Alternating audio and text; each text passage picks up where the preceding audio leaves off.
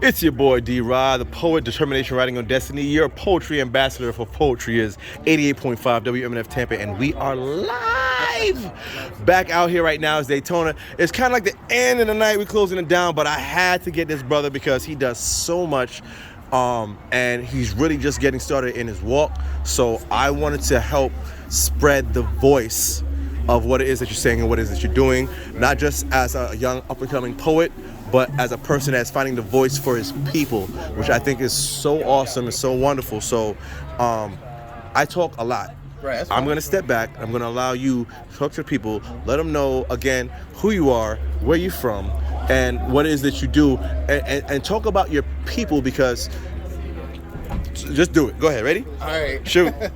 All right, so my name is Walks Between Worlds. Between Worlds. Walks Between Worlds. You can call me Shane or whatever. I am a Native American rap artist and poetry artist. And so my people are very important to me. I'm a member of the Natchitoches tribe of Louisiana. I wasn't born there, but they're my family nonetheless. I'm a reconnecting native too. I'm 24 now and I reconnected when I was 20 years old. And those people have made my spoken word even stronger by always encouraging me, by nurturing my strengths, nurturing, everything that I write, and always giving me honest feedback, because they would never lie to me and they're not no yes men or nothing like that.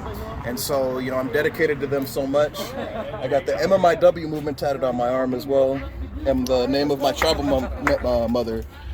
Yeah, it's peeling right now because I got it done real recently before I got all right here. though, dude. That's artwork. But a lot of my poetry focuses on indigenous issues, a lot of things that are affecting the community, because we are often the forgotten minority. We're left out of a lot of conversations, and nobody really asks for indigenous voice. A lot of people think indigenous people are extinct, and then the people who do believe we're alive, they come up to me and ask me if I get casino money or I get that Indian money, this or that. Why isn't my hair long enough? I say my hair isn't that long because I cut it all off when I mourned both the loss of my grandparents. I did that to mourn myself.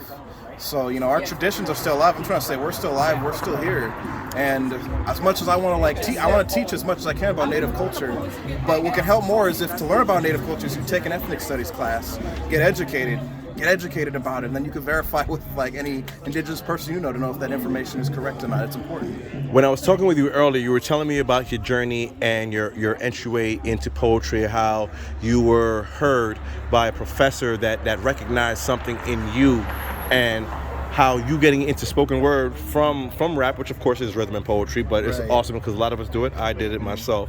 But you getting into poetry helps you start to reconnect and reground yourself with your people. Talk about that, because you were telling me about it and that was awesome. Yeah. So I started rapping when I was 13 years old. Mm-hmm. So, I learned a lot about the hip hop culture. I started listening to 70s, like the Sugar Hill Gang. I was listening to Grandmaster Flash and the Furious Five, the people the pioneers who were starting it. And so I did that for a long time, and it never occurred to me that there was a poetry community, because my parents always said, you're not gonna make no money off of that. So it's if nobody makes money off of that, a poetry community must not even exist. So I kept it in the back of my head, and it's never gonna happen that way.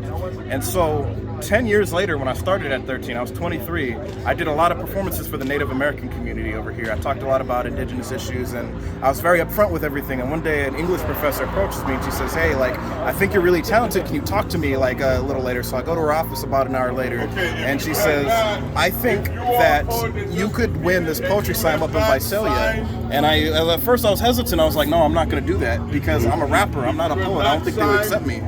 But, Little did you know. Little did I know. Right. And so I said, all right, fuck it. I'm going to take every opportunity that comes my way. That's the only way I'm going to move forward in life, is if I take a risk, take a healthy risk. So I did that, and I ended up winning first place in the Visalia Poetry Slam. Not only did I win first, they said, you're the captain of the Visalia team and you're the Grand Slam champion of the Central Valley. That's what's up. And so after that, he's like, you're going to have a lot of opportunities.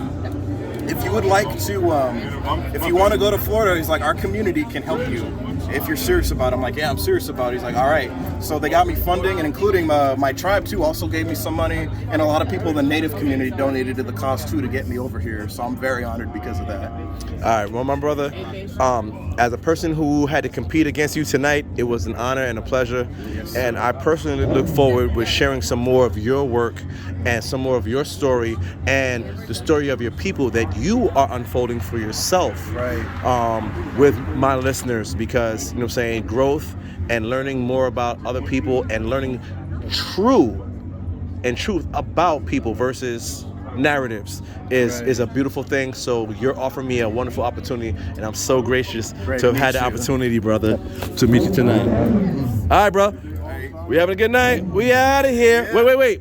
And the best thing is, you gotta show some love to Wifey, My manager. the manager. She's shy, but she's so dope.